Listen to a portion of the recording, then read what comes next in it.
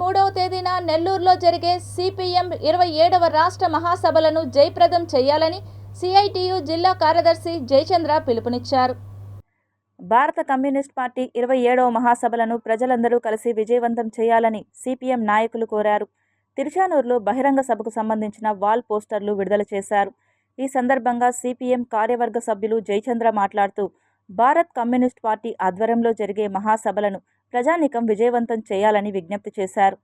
దేశంలో అనేక సమస్యలు ఉన్నాయని, వీటిని పరిష్కరించడంలో కేంద్ర రాష్ట్ర ప్రభుత్వాలు పూర్తిగా విఫలమయ్యాయని తెలిపారు.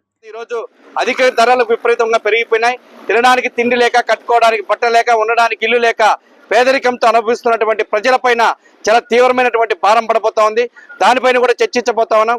అదేవిధంగా కార్పొరేట్ కంపెనీలకు, ఆదాని అంబానీ ఆస్తులకు సంబంధించినటువంటి విషయాల పట్ల కూడా ఈ మహాసభలో చర్చించబోతా ఉన్నాం. అదేవిధంగా సఖీ పేరుతో ఈరోజు విద్యుత్తు ఒప్పందం చేసుకొని కొనుగోలు చేసుకున్నటువంటి దానిపైన ఈరోజు చేసినటువంటి అవినీతి పైన కూడా చర్చించబోతా ఉన్నాం.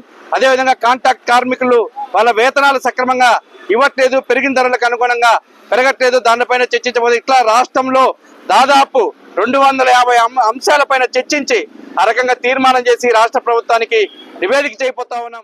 ఈ రాష్ట్ర కేంద్ర ప్రభుత్వాలు ప్రజల్ని ఎంతంత అధిక ధరలు పెంచేసి, అట్లాగే విద్యుత్ ఛార్జీలు పెంచి, గత ప్రభుత్వం పెంచింది, ఈ ప్రభుత్వం వస్తాను తగ్గిస్తామని చెప్పినటువంటి చంద్రబాబు నాయుడు కానీ, ఈ రోజుకి ఈ కూటమి ప్రభుత్వం కానీ ఏది తగ్గించేటువంటి పరిస్థితిలో లేదు. వాటినన్ని ప్రణాళిక ఈ రాష్ట్ర మహాసభల ద్వారా ప్రణాళిక చేసి ప్రభుత్వానికి నివేదిక ఇస్తాం. దీని వెంటనే తగ్గించి ప్రజలకి అనుకూలంగా ఉండాల్సిన ఈ ఎన్డీఏ కూటమి చేయాలి. లేని పక్షంలో పెద్ద ఎత్తున ఆందోళన పూనుకుంటామని చెప్పి ఈ మహాసభ ద్వారా తెలియజేస్తున్నాం.